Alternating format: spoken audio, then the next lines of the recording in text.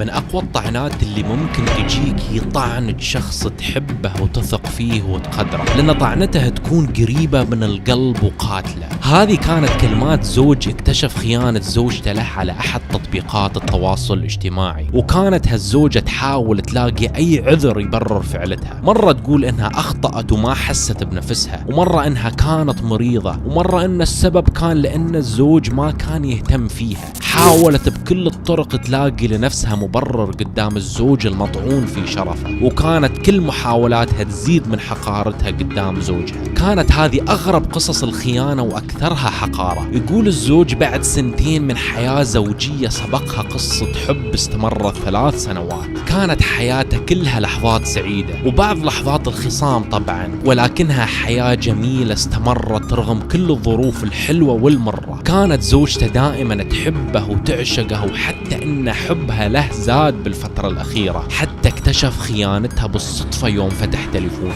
هذا الزوج كان اسمه رامي. رامي كان في أول الثلاثينات يوم قرر انه يتزوج وحدة من أهل بلدته بالأردن، وبدون مدح فيه أبدا. كانوا كل بنات قريته يتمنون ان رامي اللي ساكن في دبي أيامها يتقدم لهم، لأن رامي كان شاب وسيم ومتعلم ومحترم ومتفوق وأخلاقه ينضرب فيها المثل. عنده وظيفة مرموقة في القطاع الحكومي في مدينة دبي، وشاب محافظ على صحته ولياقته البدنية ووضعه الاقتصادي ممتاز. فكل أهله وجماعته في الأردن كانوا يسمعون عنه وعن إنجازاته وطموحاته وأخلاقه. فيوم قرر يتزوج اتصل على أمه بالأردن وقالها يا أمي أبا أفاتحك بموضوع الصراحة. أمه خافت بالبداية وقالت له عسى ما شر، شو الموضوع؟ قالها شوفي أنا الصراحة حاط عيني على بنت من قريتنا بالأردن اسمها نور من أيام الجامعة الصراحة، وأنا ناوي الزواج، فتقدري تشوفي لي شو وضعها؟ هل تزوجت مثلا أو بعدها موجودة؟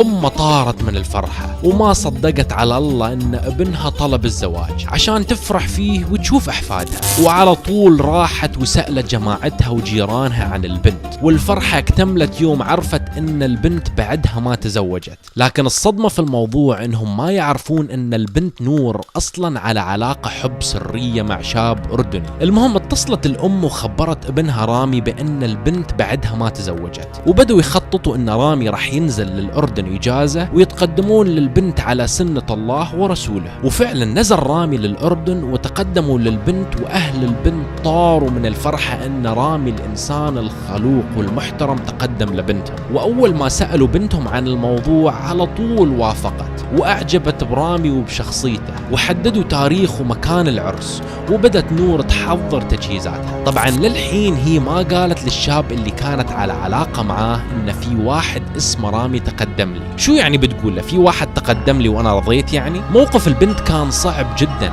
ولكن هي كان تخطيطها إن بعد ما تتزوج وتنتقل للعيش في دبي مع زوجها تخبر حبيبها السابق بالموضوع وتقطع العلاقة معاه. المهم بدت نور جهز ليوم عرسها، ورامي ما قصر معاها بشيء، اشترى لها أحلى ذهب واختارت أحلى فستان وحجزوا أحلى قاعة، وأمورهم كانت في أحلى ما يكون. وفعلا تم الزواج وراحوا لشهر العسل وقضوا أحلى وقت مع بعض، وكان رامي أسعد رجل في هالدنيا وحاط نور على راسه. ولكن الأكشن في القصة بعد ما بدأ يا جماعة، لأن بعد ما نور وزوجها قضوا شهر العسل ورجعوا للعيش في دبي وبدأت ترجع حياتهم لمجراها الطبيعي، تواصلت نور مع حبيبها الأول في الأردن وقالت له شوف أنا ضحيت بكل ما أملك عشانك. قالها شو تقصدين؟ قالت له شوف أنت ما عندك وظيفة صح؟ قالها صح. قالت له أنا ودي أعيش معاك وأبني حياتي معاك، ولهذا السبب أنا اضطريت أتزوج واحد ثاني اسمه رامي ساكن في دبي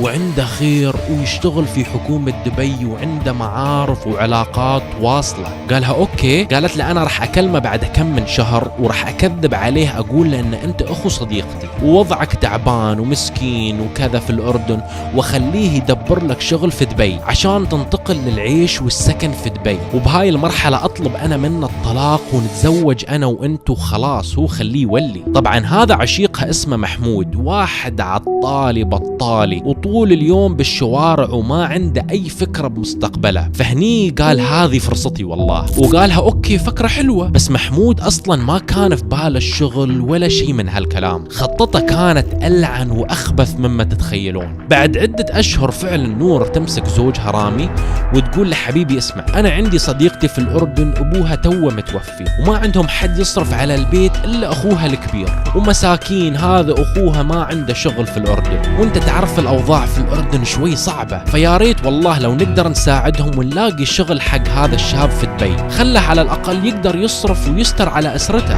وهي طبعا جابت له الموضوع بطريقة حزينة وتقطع القلب، وهذا رامي إنسان جدا طيب ويحب يساعد الناس، فقالها خلاص جيبي لي رقمه من صديقتك وأنا بتواصل وياه وأحاول أدبر له شغل هني في دبي. وفعلا تعطيه رقم عشيقها اللي في الأردن، وبعد كم يوم يتواصل زوجها رامي معاه وبدأ يسأله إذا عنده أي شهادات أو خبرة عمل، وبدأوا يناقشوا تفاصيل الموضوع. بعد ما أخذ رامي بعض المعلومات منه بدأ يتواصل مع معارفه في دبي، وفعلا يلقى له شغل كمدير في أحد محلات العطور. وحتى أن رامي تكلف بكل مصاريف محمود، من تذكرة السفر والفيزا وتجهيزاته وكل هالأمور، على أساس أن هالولد مسكين وحالته حاله، ما يعرف أن هذا أصلا عشيق زوجته الخاينة. وفعلا بعد مرور شهر ومحمود يوصل على دبي، ونور زوجة رامي كانت تنتظر هالموعد على أحر من الجمر، لأن خلاص كل فكرها أن عشيقها بيكون قريب منها ويطلعون مع بعض ويبدون يخططون لمستقبلهم مع بعض ومن هالكلام الفاضي.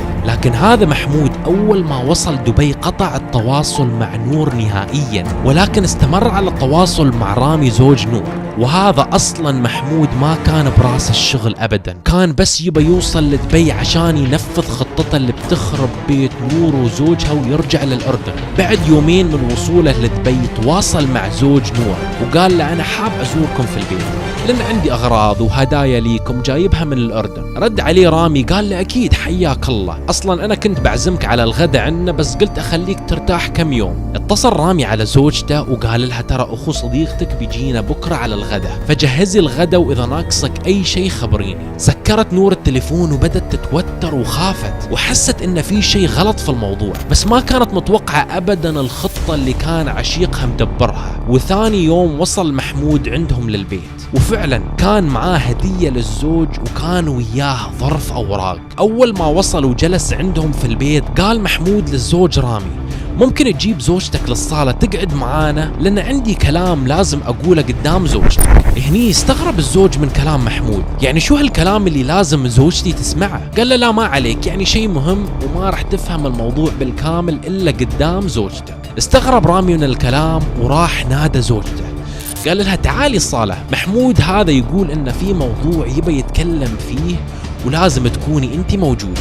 هني الزوجة كانت شوي وبيغمى عليها من الكلام لأن حست إن في شيء غلط. أول ما قعدوا في الصالة ومحمود يعطي الظرف اللي بإيده لرامي قال له افتح الظرف يا رامي. أول ما رامي فتح الظرف بدأ يشوف صور لمحادثات واتساب وصور زوجته. قال شو هذا؟ قال له يا حبيبي زوجتك كانت تخونك معاي كل هالوقت وكذبت عليك وقالت لك أنا أخو صديقتها بس عشان تلقالي شغل في دبي، عشان زوجتك تخونك من ورا ظهرك معاي وأنا أصلا ما عندي أي أخوات. هني الزوج كأنه بحلم ما عرف أصلا يرد على الكلام أو شو اللي قاعد يقوله هذا، وعلى طول أخذ تليفون زوجته وبدأ يدور فيه، ولا طلع كلام محمود صحيح. شاف كل الرسائل اللي بيناتهم والصور والمحادثات والبلاوي كلها. على طول من دون أي سابق انذار ضرب زوجته كف وطلقها بنفس اللحظة. قام طرد محمود من بيته وحجز لزوجته تذكرة بنفس اليوم على الأردن وطردها من بيته. هني طبعا زوجته بدأت تبكي وتصارخ وتندم تقول أنا شو اللي سويته بحياتي، كان زوجي مدلعني ومعطيني الدنيا كلها وكنت عايشة كالملكة، والحين خسرت زوجي وعشيقي وسمعتي قدام أهلي وأقاربي كله عشان هالسبب التافه. ندمت ندم ما خلاها تنام الليل، وأهلها وجماعتها كلهم كرهوها وخلاص أصبحت منبوذة بالعائلة كلها. والله يا جماعة الحرام ما يدوم، ودائما عامل الناس كما تحب أن تعامل، ولا تطعن أو تخون الشخص اللي يحبك وعطاك الدنيا وما فيها. هذه نهاية الخيانة، دايما ما تنتهي على خير. واتمنى القصة عجبتكم يا رب. لا تنسون الاشتراك ولايك هذا الفيديو، ونشوفكم في القصة اللي بعدها.